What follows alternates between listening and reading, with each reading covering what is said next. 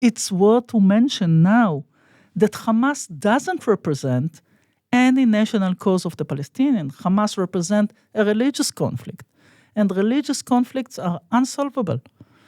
And therefore, I believe that it is important to try and solve this conflict before it turns into a religious conflict.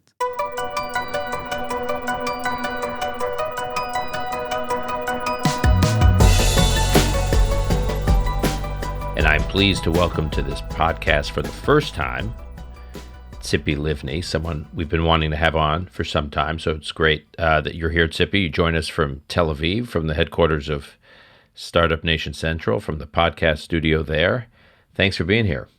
Thank you for offering the opportunity to share my views and vision with your audiences. Great.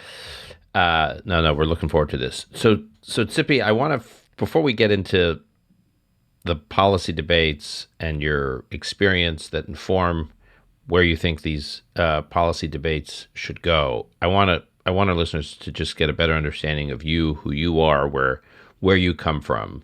There are many interesting parts to your story and your career and your background, not the least of which is that your parents were both deeply involved in the founding of the State of Israel, and you grew up in a very, shall we say, politically charged environment. So how did your early life and upbringing shape your views? Maybe tell us a little bit first about Yes, I was born that upbringing. I was born to what is called in Israel the fighting family.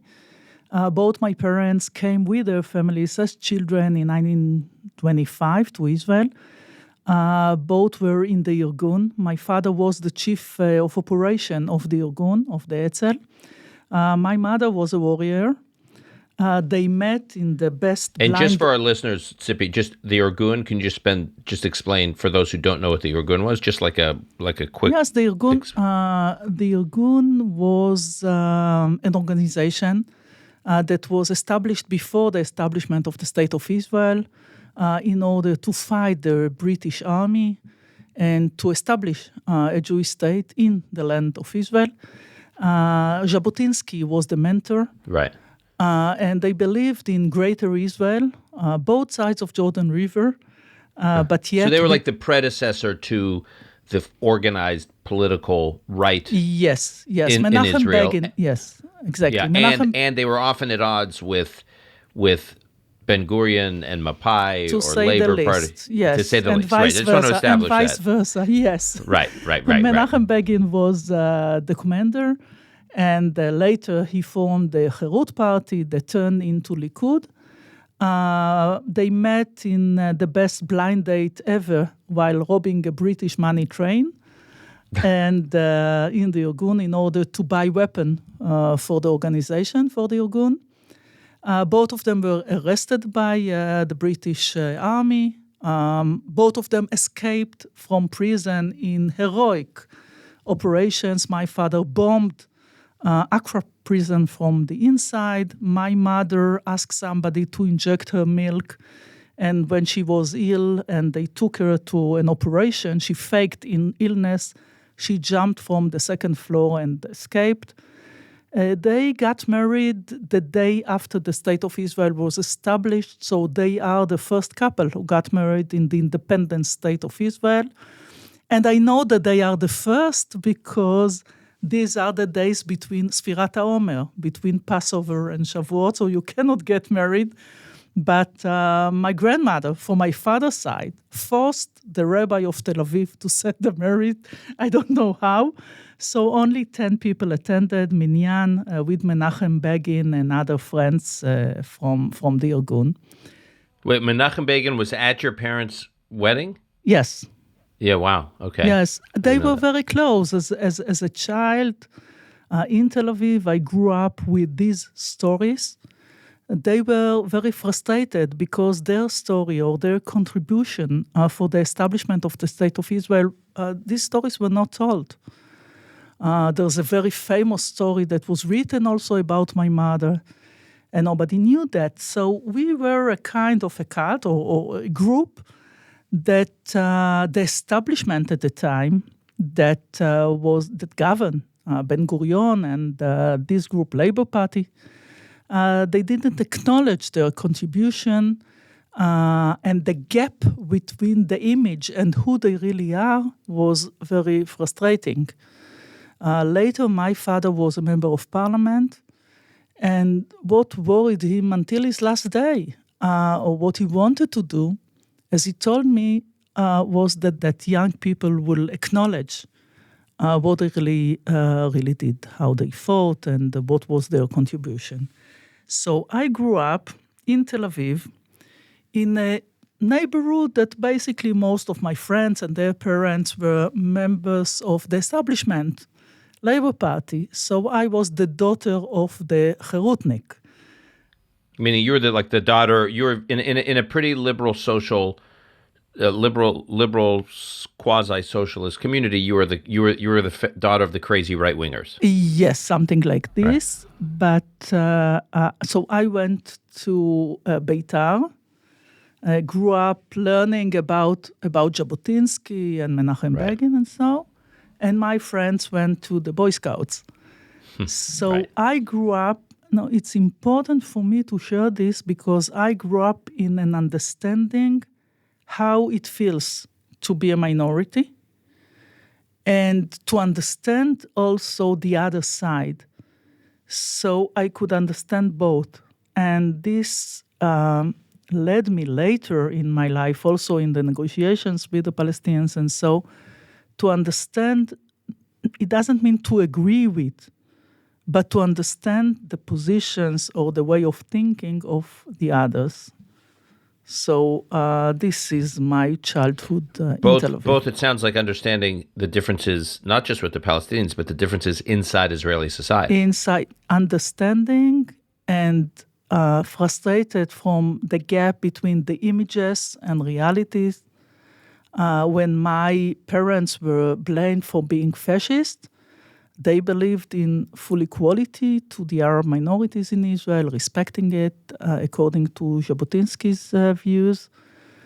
And therefore, yes, it gave me the possibility to understand how it feels, because we are speaking about what the other think, but especially in politics, I believe that everything is about identity. It's about being part of the group, about feeling part of the group. And from this, you draw your also vision and policy later in politics. And I want to get to your time in politics in a moment. But before you were in politics, you obviously did your compulsory military service, and then you also served in the Mossad. Now, by coincidence, we recently had on a few days ago Glenn Cohn, who was the chief of psychology for the Mossad and was called back in for reserve duty after October 7th, and he led all the debriefing of the hostages when they were returning after the first hostage deal, and he served in the Mossad for a couple of decades. I know you were in the Mossad for a few years, and I know there's not much you can actually say about it. That said, I'm now going to, contradict myself. What can you tell us about your time in the Mossad? Frankly, I studied at Bar-Ilan Law School, and I started as a student working in the Mossad, at first in research.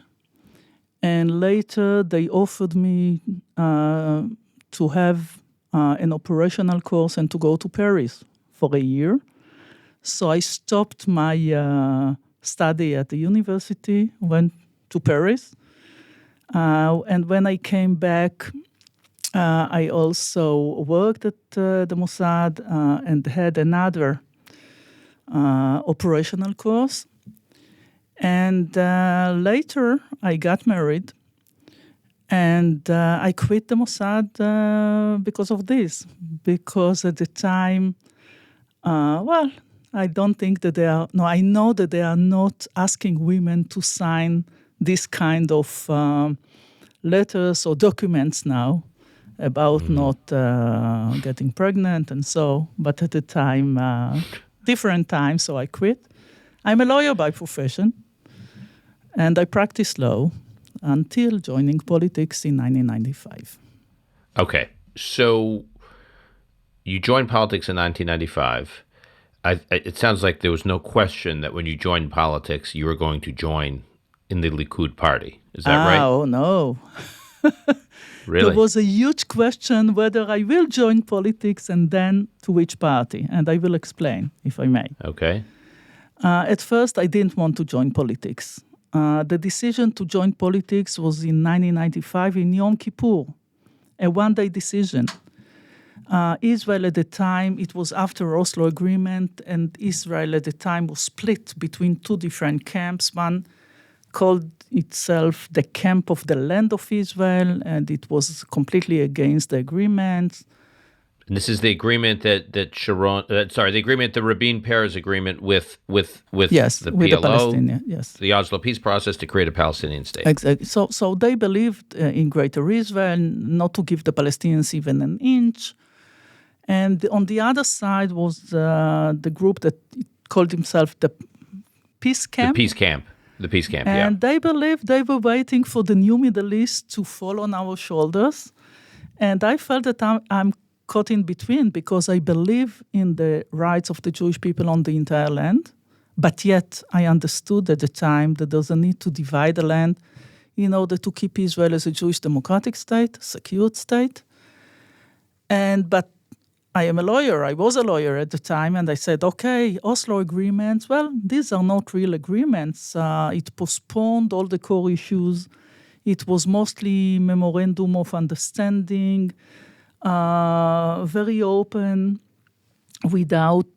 not detailed, some principles. And I said, okay, that's the reason for me to join politics. I looked at my sons. I have two sons.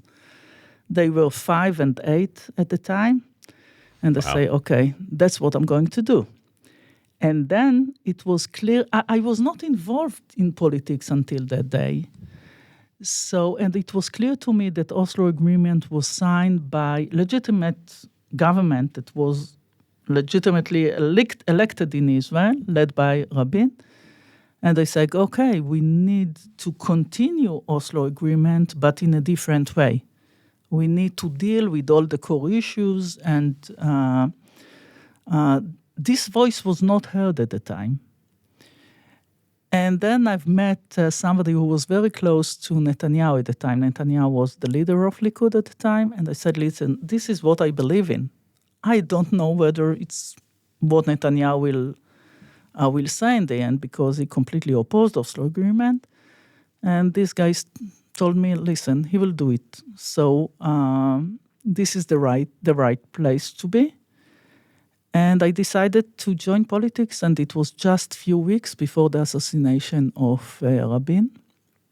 And in my first TV interview, I said that Israel is a democracy, that Oslo Agreement was signed by a legitimate government. And I believe that we need to deal with the core issues that are on the table in a different manner and keep Israel's interest during the negotiations. Okay, so you ultimately run for office. You serve in the Knesset and the Likud Party. You serve as Minister of Justice under Ariel Sharon, as we talked about in our introduction. You served as Foreign Minister under Ehud Olmert. You led negotiations with the Palestinian Authority. So you had a number of very senior positions, and we'll get to some of the lessons from the experiences you had in those positions. But can you just describe how you approached this role you had now in government in these very big positions? What was your kind of worldview as you approached these challenges? Thank you. It's important to say that for me, politics is not a profession. It's a platform to promote your views and vision. And as I said before, I think that what we've seen before the assassination of Rabin that is connected to the Israeli-Palestinian conflict, this is also the division amongst the Israeli society and politics today, and I believe that it is all connected. And I think that we are having two different national GPS. So let's speak about our national ways. My destination in my national ways is to keep Israel as a Jewish democratic secured state. We are all speaking about Israel as a Jewish democratic state.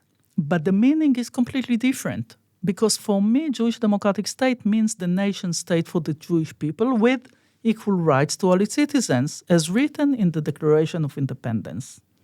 And security is a must, of course. When this is my national GPS, when I'm driving toward this destination, I need to have a Jewish majority, because otherwise, without a Jewish majority, there's going to be a clash between the nature of Israel as a Jewish state and a democracy. And in order to avoid this clash, I hope to stop at the station. Let's call it the peace station. Hopefully find somebody on the Palestinian side to sign an agreement with. But assuming that there is nobody is waiting for me in the station. I mean, I negotiated twice. I am the chief negotiator for peace in the last 2 rounds of negotiations. So nobody is waiting. It doesn't mean that I'm changing the destination, the nature of the State of Israel, the Declaration of Independence. It means that maybe traffic jams, okay? I'll stay for a while. I'll wait. I will try to find other roads toward the same destination. And clearly, I will not take steps that will be obstacles, barriers on my way toward this destination. On the other hand, and this is now being represented by the current Israeli government, there are those that for them it's about greater Israel, it's about the land of Israel. And for them, it's more important than the existence of Israel as a democracy. For me, democracy is a matter of values, equality. For them, democracy is system of election, majority rules. So now we are having those that this is their destination. So when I would like to find a way to separate ourselves from the Palestinians, don't be mistaken, I want to divorce them, not to get married with them. Their station is to get rid of the nature of Israel as a democracy. So you have the ultra-Orthodox. They are against equality in burden to serve in the army, against equality for women, for LGBT. You have some of the settlers that for them equal rights to Arabs or Palestinians, or they don't want the Supreme Court to be involved in what they are doing in the West Bank. And unfortunately, on top of this, for his own reasons, we have a prime minister that doesn't believe in all this, but in order to stay in power, this is his chosen coalition, and for his personal reason, because he's under indictment, reducing the power of the Supreme Court and the police and the general attorney is good for him. But these are completely different visions for the State of Israel. This was the reason for the judicial, what is called the judicial reforms, but it was completely reduction or undermining the nature of Israel as democracy. And now, in the midst of the war, we are facing the same situation, because for this group, it's not about security.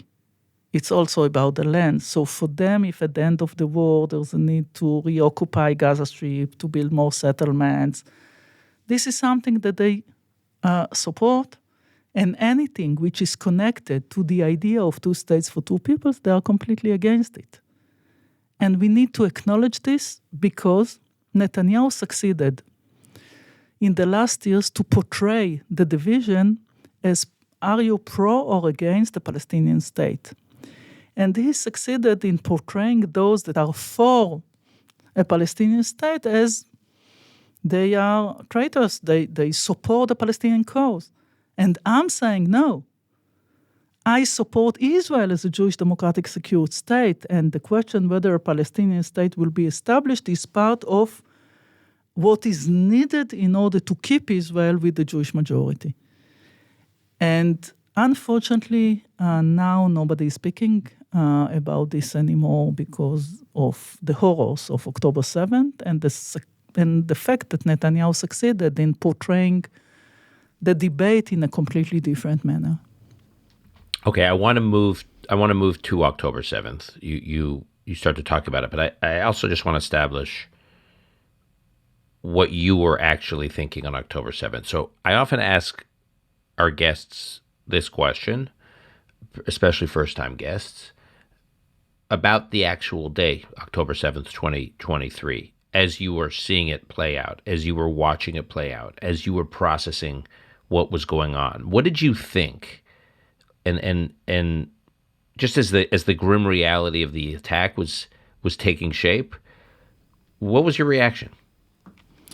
Well, I heard about it. It was the last day of a family vacation in wonderful lakes in northern Italy. So I woke up when my sister called me, and I said, okay, that's a war going on, but it was not clear what really is going on. And the plan was that I would go to Copenhagen to have a meeting to a group that Madeleine Albright established in the past, and Hillary Clinton now is leading, or former foreign ministers. And my family was planned to go back home around midnight. So I went to the airport, and in the lounge, my luggage was on the plane to Copenhagen. And then I heard that Ophir Lipstein was killed. Somebody texted me. Ophir Lipstein was a close friend, and he was the mayor of the municipality of Kfar Aza and other kibbutzim.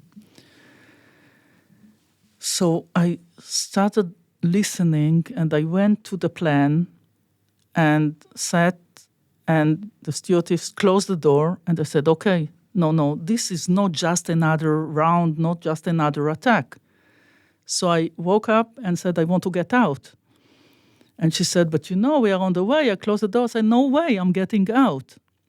So I went out of the plane, stayed at the airport, and then I heard my son, who was volunteered now to go to reserves. And so I tried to get another plane back to Israel. And we were all waiting for the plane, and then it appears that the pilots are not willing to come to take us to Israel. It was not El Al, it was another airplane. So at midnight, I met all the family, I arranged a ticket, and all together we went back to Israel. And the first thing that I did was to go to my son, who is now, he has a baby, and so he asked us to get from his former, room the stuff that he needs to go to reserves. He's in the paratroopers. And just we've landed, he left. And I understood it took some time to absorb the horrors. I believe that we are still under a trauma. Because we are used as Israelis. I'm old enough to remember 6 Days War and Yom Kippur War and the Intifada. And, we are taking in consideration that something like this can happen to us, suicide bomber, we can be killed. But October 7th has a holocaustic nature. People helpless, waiting for the army to come and save them, and nobody is coming. These Hamas, Nukhba that are entering, raping, burning children, it's something that it's quite difficult to absorb. It's not about the number of people that were killed. I mean, that's horrible enough. But it's about the cruelty. It's about what one human being, I'm not speaking now about even one human being can do deliberately to another. And therefore we are still under this trauma. It's not over.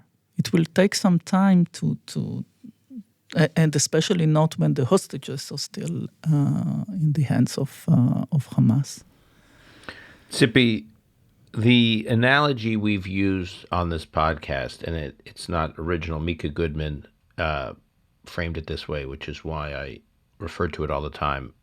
It's this sense that on that day, October 7th, unlike previous wars, unlike previous terrorist attacks, this was the first time that it felt to Israelis like the Jewish state did not exist. I agree. Right? That this was like, this is what it was like being in parts of Europe or Russia or Ukraine, in another century, or parts of, for Jews living in communities in North Africa, in the Arab world, that like the sense that there is no Jewish state, that the Jews are just being massacred, and there's no state. Dan, I more than agree with you. You can find my quotes before October 7th saying there are those in Israel that try to compare Iran to the Nazi and so on. And I said, listen, Israel is an independent state with an army. Israel is a strong country. All this, I'm not connected to this comparison, because the situation of the Jews in Israel is not like the situation of the Jews in Europe in 1939. This is something that I was saying, that Israel is not just a ghetto, in the Middle East with helpless Jews. So I more than agree with you, because this was a moment in which even now I cannot even listen to those young people calling or saying, okay, we are waiting for the army. For sure the army is coming. The army is on the way. And they waited for hours. And these terrorists entered, killed, raped. So yes, it... So you just described what, in a sense, Israel's up against, meaning the nature. To your point, it's not just the casualty counts, but the casualty counts are awful, and it's not just the number of hostages, although the hostage numbers are horrendous and completely unprecedented, not just for Israel, but for no countries had to deal with this, at least in terms of that many population. I'm saying that this is not just about the casualties, because I represent Israel in different international forums. And what I hear is, okay, they killed 1,400, you've killed 30,000. It's a matter of numbers. And I'm saying, no, it's completely different. There is no comparison. Not only because Israel is a democracy and we are trying to avoid civil casualties, but the nature of these are really crimes against humanity. By a terrorist organization, the genocide is part of its charter. And unfortunately, it's not being understood in some parts of the world. Yeah, I got to tell you, and this is a little bit of a digression, but you're triggering me. I have a hard time having these debates with people who are critical of Israeli policy. I have a hard time believing they're coming at these debates in good faith, but they claim they are, many of them, where they try to do what you just said, which is compare Hamas has done this, Israel's done that. How do you wrap your head? I do not know a single Israeli, really, who in their darkest moments would want to subject innocent civilian Palestinians to what Hamas did to Israeli civilians on October 7th. Not only what they did, but they seemed to revel in, to enjoy, to there was like this glee. And if there is somebody that did something close to this, is in jail. I mean, this is about who we are. In an Israeli jail, your point is, meaning like if there's a Jew who did it, right? In Israeli jail, of course. And there is no comparison, not moral, nor legal, between somebody who killed somebody by mistake, I don't know, in a car accident, and somebody deliberately murdered, tortured, burned children, behead. I mean, all this is something that in any democracy in the world, or people that tend to believe that they are moral, they would not compare this. But when it comes to Israel, this is what they do. And I regret that Israel did not release the videos from October 7th at the beginning. By the way, I tried. I called at the time the spokesperson of IDF. Because when we are saying September 11th, I think that we both are thinking about somebody who's jumping from the tower to his death. And we are thinking, okay, if I'd been there, now it's the fire is coming, should I jump? I mean, when we say ISIS, and we are saying that Hamas is ISIS, so we have this picture of somebody on his knees and somebody that is going to slit his throat. Yes. Or someone being lit on fire. That was the other thing ISIS would do, yeah. Or take his head. My picture is somebody and somebody else is going to take his head off. And when we say October 7th, for us, we are dreaming, we are thinking about these pictures of these young people and women. And outside of Israel, it's not turning into the horrors that it was in people's mind, unfortunately. So why didn't they release the video? You're talking about the 47-minute video? Yes. And why? Their argument is that out of respect for the families. Yes, this was the answer. This was the answer. I thought that for sure there are families that would be willing to do so. And maybe it's like, when I was also in office as a foreign minister, usually we want to show that we are strong enough to deal with the situation. And maybe they thought that this is something that would weaken the Israeli society. The humiliation, the helplessness, that this will weaken the Israeli society. But I think that, we are under these, we cannot stop thinking about these pictures while outside of Israel. The average or those that are taking the streets, supporting the Palestinian cause, they don't, I'm not sure that they, okay, there is also anti-Semitism, so I'm not speaking about those. But other normative person, I think that they would have thought twice before supporting the Palestinian cause after these horrors, if they knew. The video that was just released of the 4 young women who were at the army base, who were clearly beat up and God knows what else, and there was an image of those 4 women from that video that was released a month ago, and then it disappeared. Clearly, it had leaked out, and then the IDF or whomever pulled it back. And my wife had been saying to me, these images need to get out there. Exactly what you're saying. You can't pull them back. Yeah. I think that it's too late now, but anyway. Yeah, and then when that video was released just a week and a half ago, I was monitoring the press coverage of it. It was like a minute on BBC. It's not news. And frankly, and since then, the pictures are the situation in Gaza. So right, exactly. These are the news, not what happened on October 7th. And more than that, when I'm speaking about this, people tend to think that I'm using this in order to excuse what we are doing to civilians in Gaza. And completely this is not true, because we are really trying to avoid civil casualties. It's hard to separate what happened on October 7th to how we think about the future of Palestinian statehood, possible statehood, a solution I'm to the not speaking about the future of the Palestinians. I'm thinking about the future of Israel and how to end the Israeli-Palestinian conflict. Okay, fine.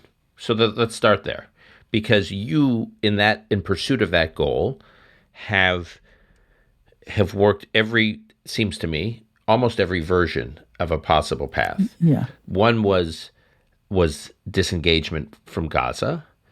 That was one path that you were very involved with.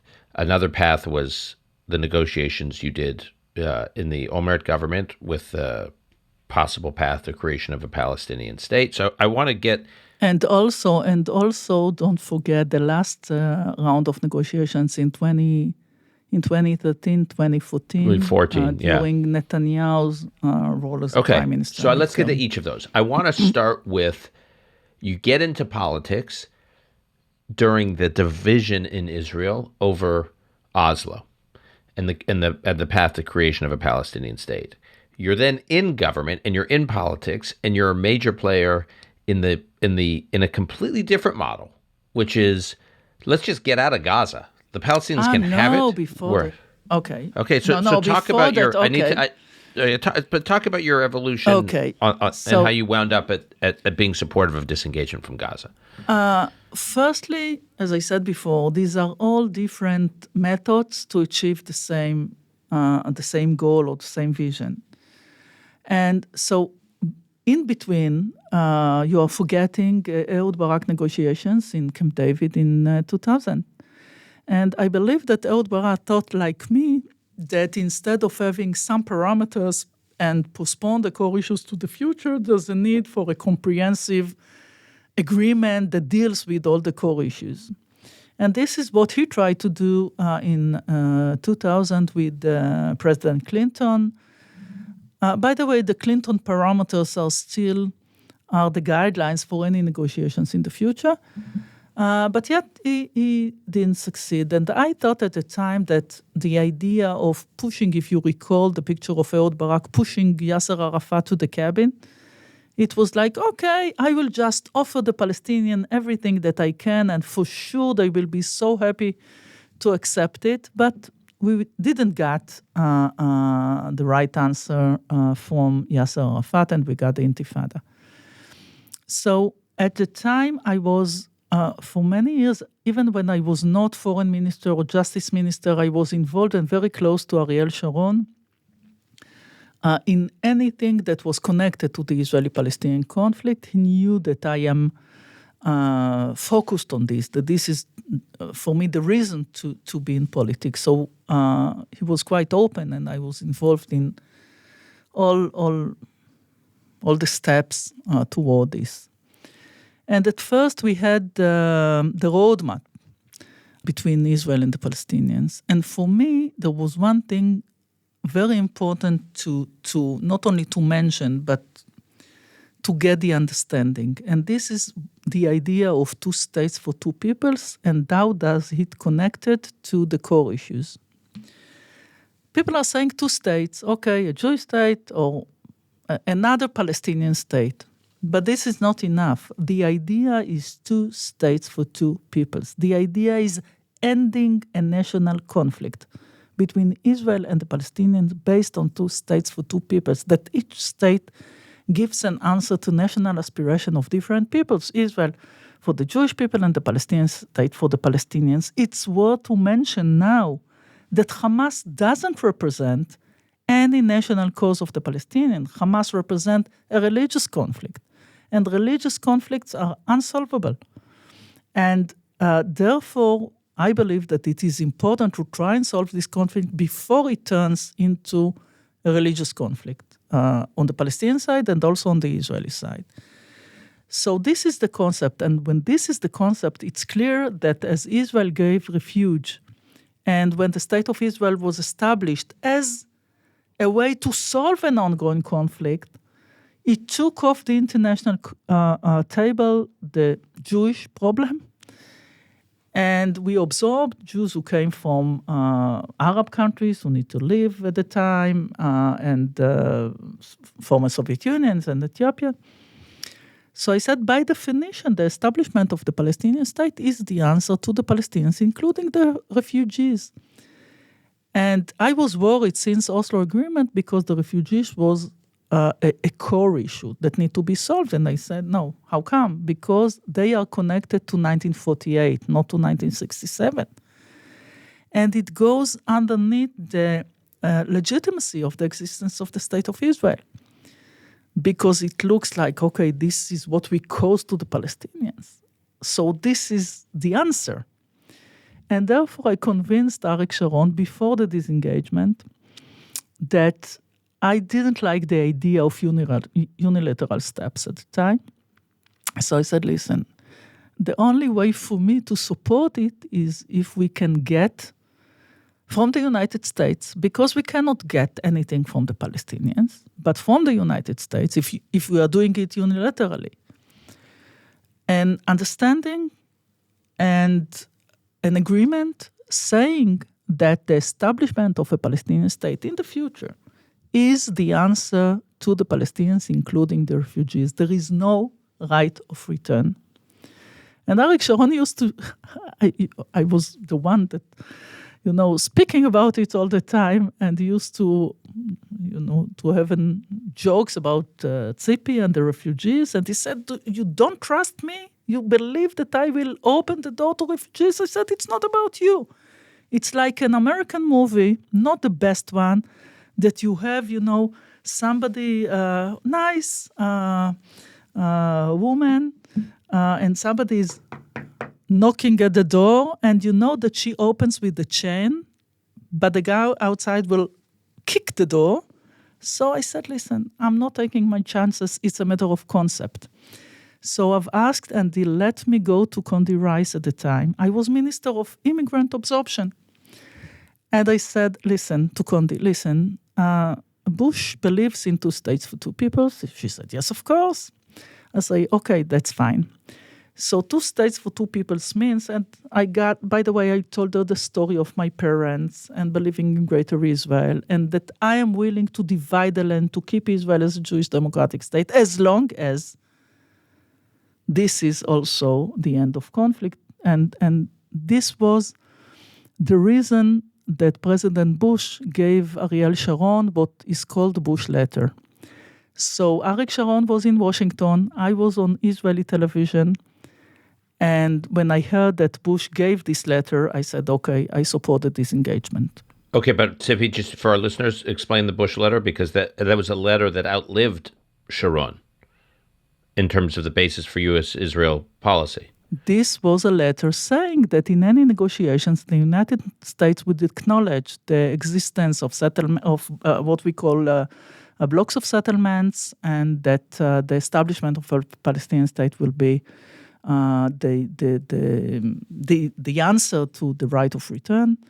And yes, this gave us, while we are doing something unilaterally and pulling out our forces and dismantling the settlements from Gaza, it's clear that the United States will support Israel.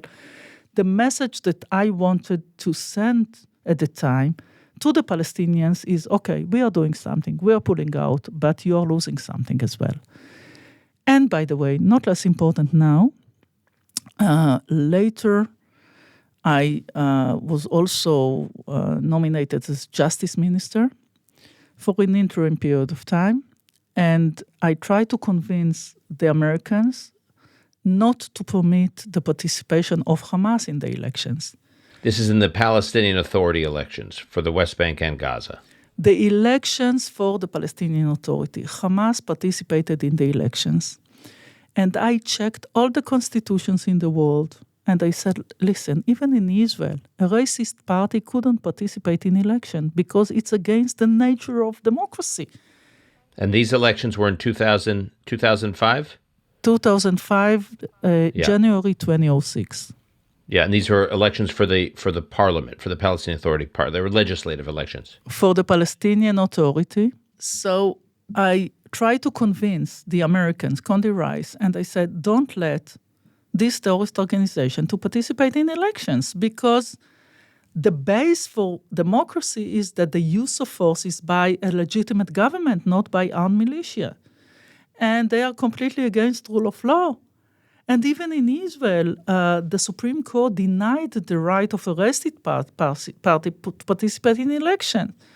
And the answers that I've got at the time, unfortunately, were 2.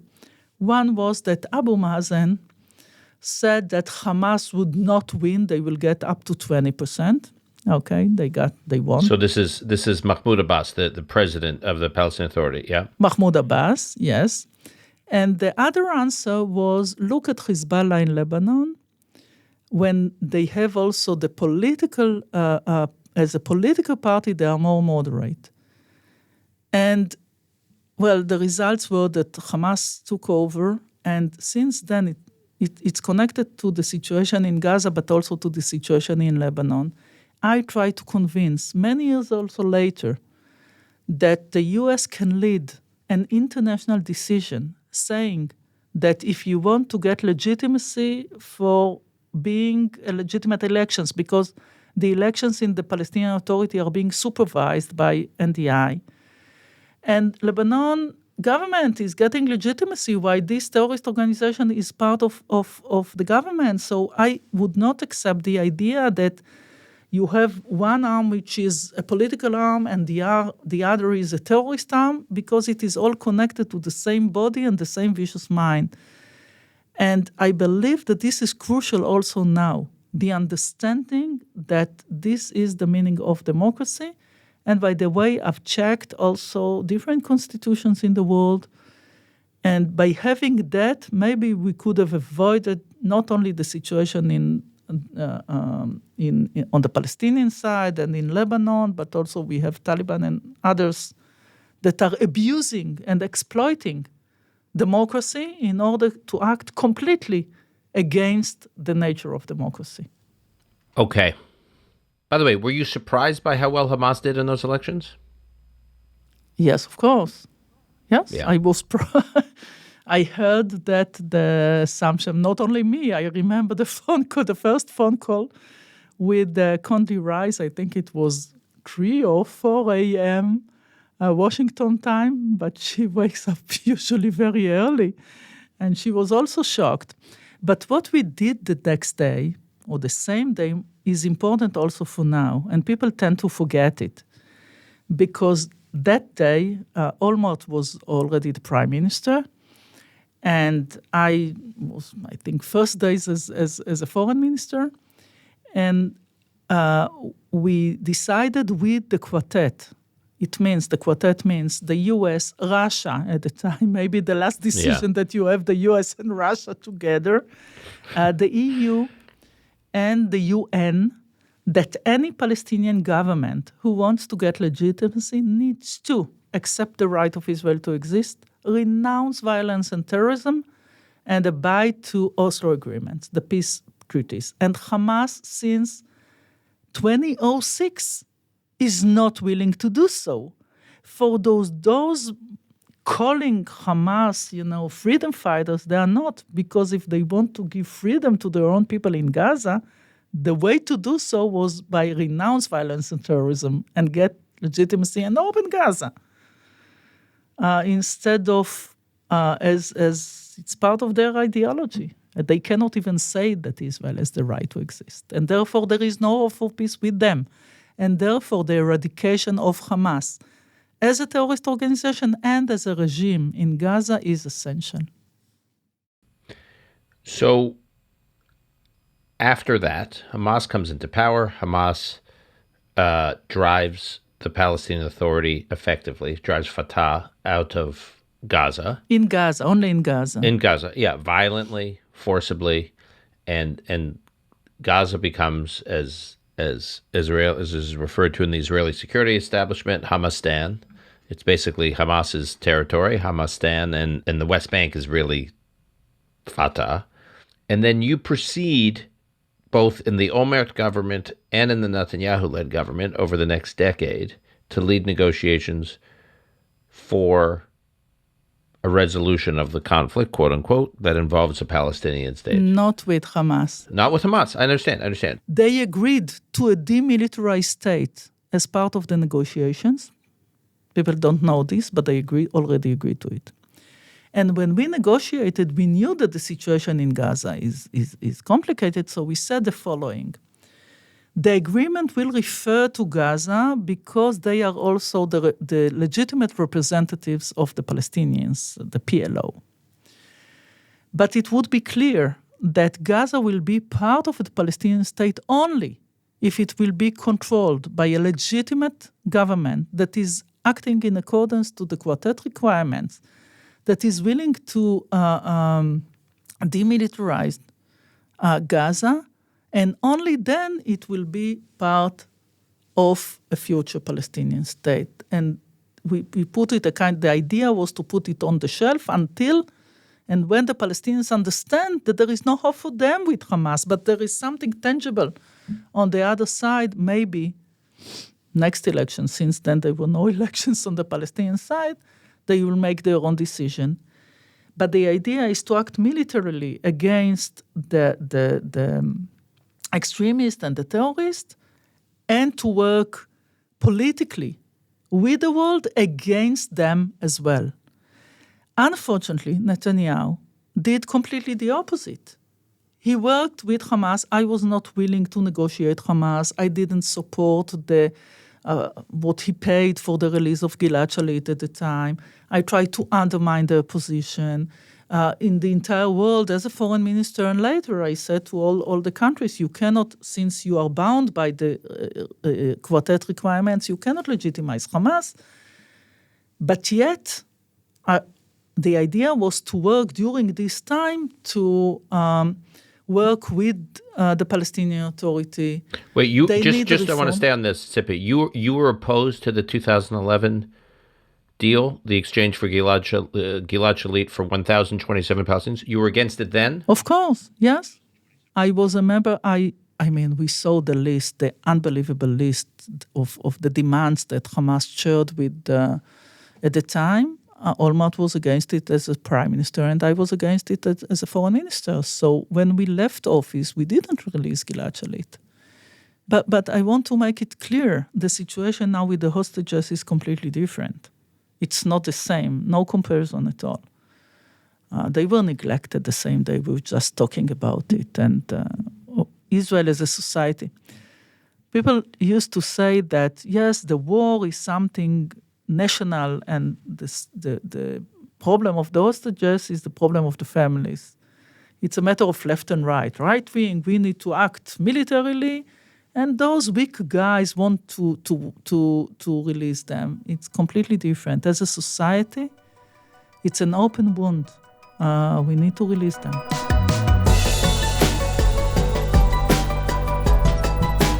That was part one of our conversation with Tzipi Livni. Please keep on the lookout for part two of our conversation with Tzipi Livni, which will be dropping tomorrow.